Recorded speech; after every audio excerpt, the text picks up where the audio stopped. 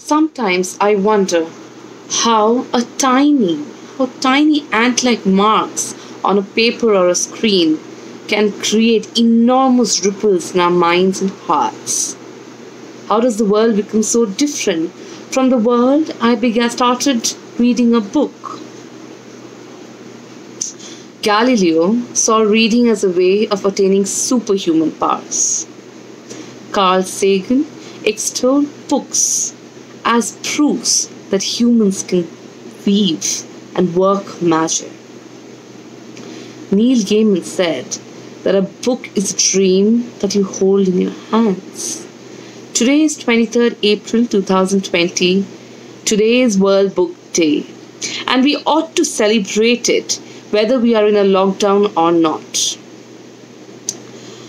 A book is a boy in Bangla, pustak in Hindi, niga in Russian, shoe in Chinese, livre in French, lyric in Manipuri, pustakam in Malayalam.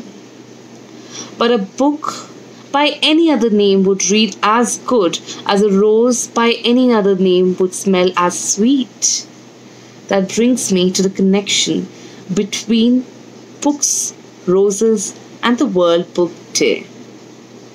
We are all perhaps aware that UNESCO officially designated 23rd April as the World Book Day in 1995, as the date marks the death anniversary of the British playwright William Shakespeare, English poet William Wordsworth, Spanish author Miguel de Cervantes, and Peruvian author Inca Garcilaso de la Vega. It is also the death and the birth anniversary of several other prominent authors and writers all across the globe.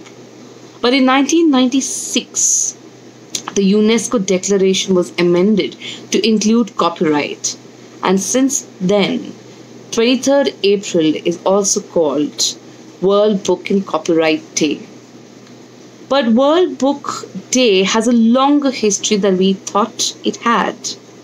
It was in Spain in 1926 that declared 23rd April as the World Book Day to mark the death centenary of Cervantes. It was and still is a popular festival where culture meets romanticism, where World Book Day is celebrated along with Valentine's Day. On this day, it was and still is a custom for couples to exchange gifts. At first, women gave men books and men gifted women roses. But over the time, things have changed. Both men and women gift each other books and roses. Books and flower stalls are set up all across the city in Barcelona as well as in Catalonia, where it all started. The streets are filled with people looking for gifts at the stalls for their beloveds, for their families, as well as their friends. Well-known authors can be seen signing their books. And at the same time, of course, one could smell the beautiful roses all around. In UK and Ireland as well, the World Book Fair is celebrated, but on the first Thursday of March. It was moved to March in 1998 to avoid a clash with the Easter holidays and the day of the patron saint, St. Geordie, that is, St. George's. However, in 2013, the Reading Agency, an independent charitable organization, started the World Book Night campaign. In 2012 and 2013, US, UK and Ireland celebrated the World Book Night, and more than 50,000 people participated and exchanged more than 1 lakh books in these 3 countries. The United Kingdom version of World Book Day, as I just said a little earlier, started in 1998 and it was inaugurated by the then Prime Minister Tony Blair. Several million school children in the UK were given that £1 book token to be exchanged for a book in any bookstore in UK. Special World Book Day versions of books were also published. It gave rise to several new initiatives like quick read initiatives, share the word, books for hospitals, and so on and so forth. Children's also dressed up as their favorite book characters all throughout the day. In Sweden, the day is known as Valdsboksdagen, normally celebrated on 23rd April, but on two occasions, I think 2 years, 2000 and 2011, it was shifted to 13 April to avoid a clash with Easter. Now, to make things more concrete and directional, UNESCO comes up with themes every year. On one occasion, in 1 year, books and translation was a theme. Second, another very popular theme was equitable access of content across regions. Then there was the link between publishing and human rights, as well as the evolution of bookmaking, book production from writing to digital. Now, this initiative saw so much success that people all across 100 countries started taking it forward. Professional organizations, voluntary organizations, schools, public bodies, and even private businesses started spreading the word. And in this lengthy period, the World Book and Copyright Day garnered a considerable amount of people from every country, from all cultural backgrounds, to the cause of books and copyright. Now, the success of this book this book day led to another new initiative, which was instituted in the year 2001. It was called the World Book Capital City. Each year a city is chosen, which will undertake to maintain the celebrations of the day throughout the year till the next 23rd April of the following year.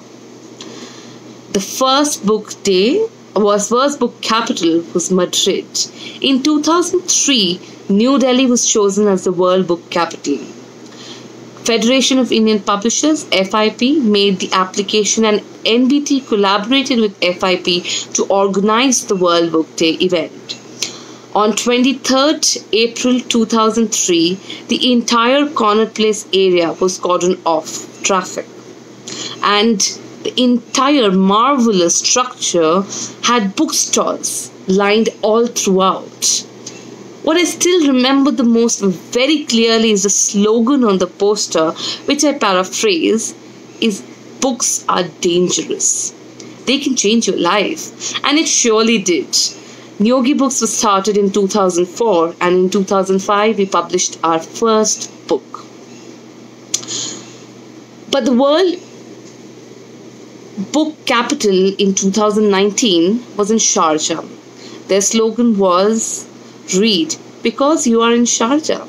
They had several initiatives going on, and one of them which stuck with me the most was the Braille and the Tactile Books workshops, along with other things that was going on.